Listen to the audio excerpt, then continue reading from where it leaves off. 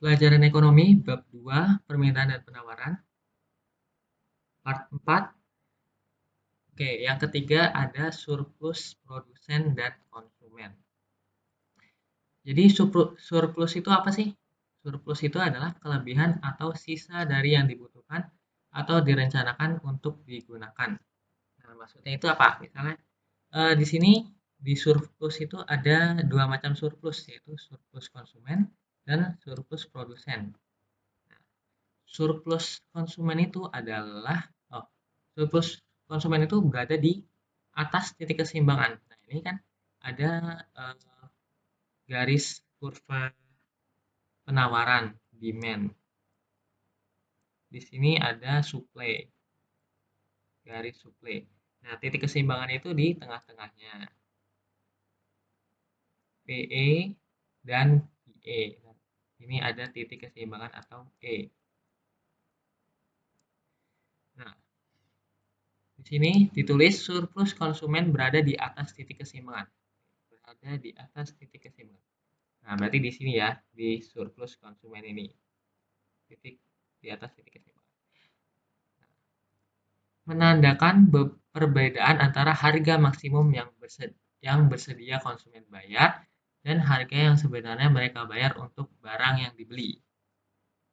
Nah, ini kita lihat dulu contohnya. Contohnya, untuk membeli roti, Ilham bersedia membayar 5.000. Nah, namun dia mendapat roti yang diinginkan di harga 3.000.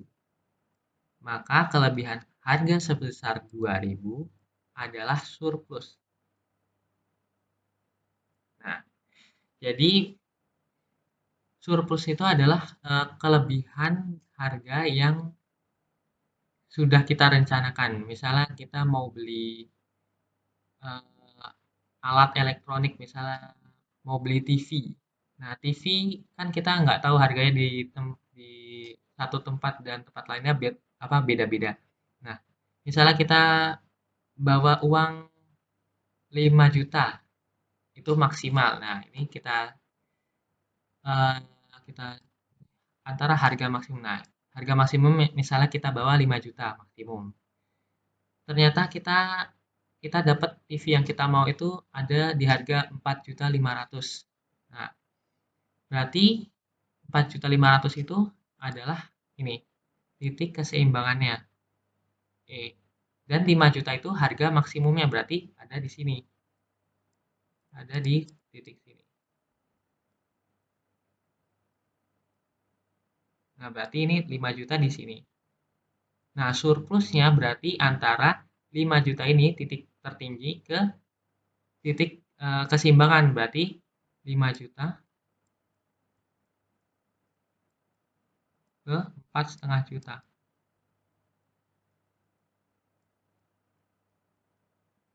Ke sini. Jadinya surplusnya itu jadi 500.000 atau setengah juta. Nah, jadi kelebihan atau sisanya yang sudah digunakan itu adalah 500.000 atau kita bisa bilangnya kembaliannya 500.000. Terus ada surplus produsen berada di bawah titik keseimbangan. Di bawah titik keseimbangan. Menandakan selisih antara harga terendah di mana produsen siap untuk menjual dan eh, harga atau jumlah sebenarnya untuk menjual barang tersebut. Nah, misalnya di sini contohnya perusahaan A bersedia untuk menjual motor keluaran terbarunya seharga 12 juta. Nah, ini mereka perusahaannya itu udah rencananya ini mau dijual 12 juta. Ternyata ada yang nawarnya ini di atas harga yang direncanakan nih ada 14 juta. Nah, berarti surplusnya itu 2 juta. Jadi, harganya di atas harga yang telah direncanakan oleh produsen atau penjual. Ini jadi ya di di bawah titik keseimbangannya. Di sini, surplus produsen. Ini misalnya tadi ada 4 juta dan 12 juta. Terus kita masuk ke jenis konsumen dan produsen marginal. Nah, di kurva permintaan dan penawaran itu kita juga bisa lihat jenis-jenis konsumen dan produsennya. Nah, di sini dibagi jadi uh, tiga, setiap tiga produsen dan tiga konsumen. Di sini adalah ada pembeli super marginal, penjual submarginal, ada pembeli dan penjual marginal, ada pembeli submarginal, ada penjual super marginal.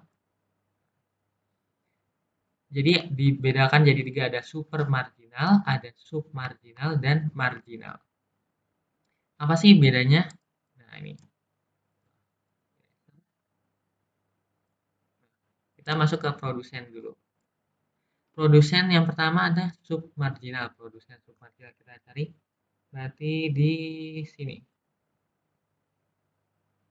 Nah, produsen submarginal itu adalah orang yang jual di atas harga pasar. Nah, karena penjual atau produsen, jadi dia adanya di sini, ada di kurva S atau penawaran, karena dia sebagai penjual. Nah, karena ini titiknya ada di E, ini titik keseimbangannya ada di E, dan dia jualnya ada di atas titik E ini, berarti di sekitar sini, di sekitar garis ini, di atas titik E, berarti dia menjual barang itu kemahalan, yaitu di atas titik E, di atas titik keseimbangan ini. Terus yang kedua ada penjual atau produsen yang marginal, yaitu jual sesuai harga pasar. Dia jualnya ada di pas di titik E ini. Nah, ini masuknya penjual marginal.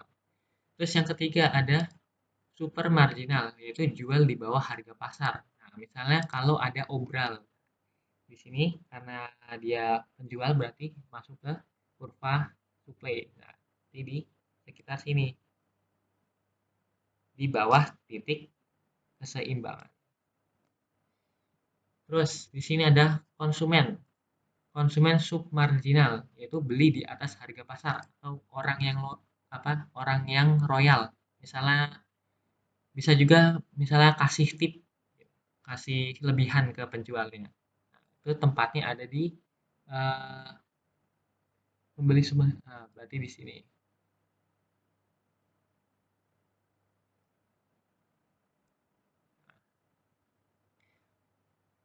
Karena belinya di atas harga pasar.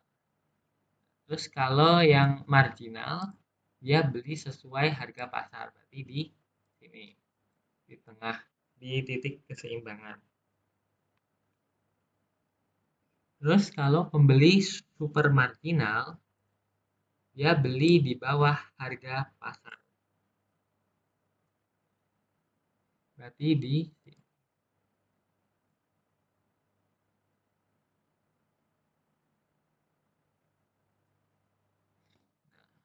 atau biasa disebut kita sebutnya orang yang menawar.